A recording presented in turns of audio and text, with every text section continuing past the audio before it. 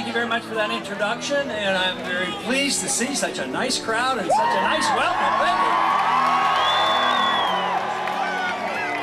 you. The revolution is alive and well. Onward. Somebody asked me why I'm not on your campus today. I said, well, I heard there were a lot of young people here who cared about liberty. The idea of liberty is alive and well. It's what made America great, but for some reason or another, 100 years ago, they sort of forgot about it. But it's been revived by a new generation who cares about the cause of liberty and peace. The other Republican candidates advocate and criticize Obama for not doing enough. They want to do more. And the whole thing is what are they going to do it with? Where are they going to get the money? How long are they going to be able to borrow it from foreign governments to pursue these wars? So it's coming to an end. All great empires end for financial reasons. We don't have to worry about being attacked militarily. We are strong and we can take care of ourselves. But I tell you what, we're not taking care of ourselves at home very well. And that is what we have to be concerned about. They have been spending more, taxing more, regulating more, and printing more. And they think they're going to get out of trouble that way. And guess what? We still have our recession going on. We still have our problems, and the deficit is exploding.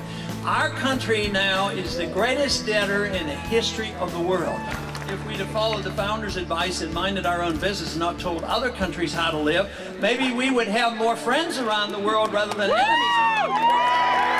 Now the military can arrest American citizens under suspect of being associated with some group that might be doing something someday. It can be arrested by the military, put in a secret prison, denied an attorney, and kept indefinitely. There's no way you should compromise with that. That's a clear principle you should stand opposed to. You should stand for the cause of liberty and against that. January 1st this year, a lot of new laws came into existence. Just a small number, 40,000 new laws on January 1st. As if that is our problem, that we don't have enough laws. I would like to be the first president to get rid of 40,000 laws.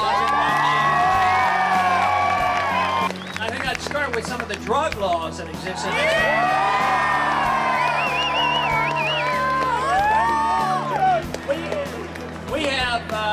We have 5% of the population. We have 25% of the prisoners of the whole world.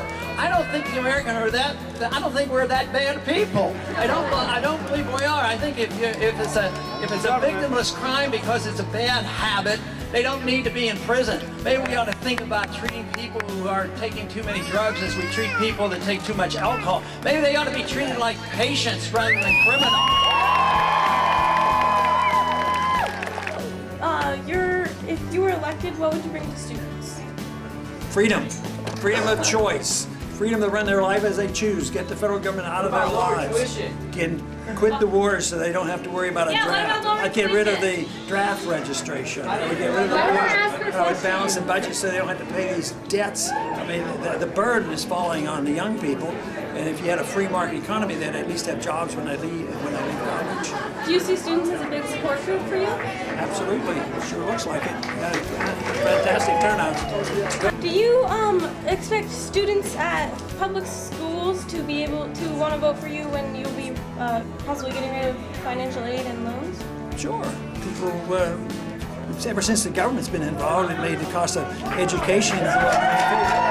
I worked my way through college, and a semester cost me $320. So you get the student loans, and what do? You get high prices, you borrow the money from the government, you're deeply in debt, you don't have a job, so it doesn't work.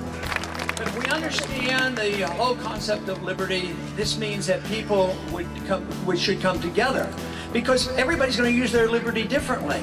Everybody has different social values, everybody has different religious values, and the books you read are going to be different, and we should recognize that, and to a degree we do. But then we limit it, and some people say, well, if we give them too much freedom, they're going to have some bad habits, and they're not going to be good, which may be true, but do you want the government to make those decisions, or do you want the individual to make decisions? In the way other people say, well, if we give them too much economic liberty, they're going to waste their money and they're going to do these things, they won't take care of themselves.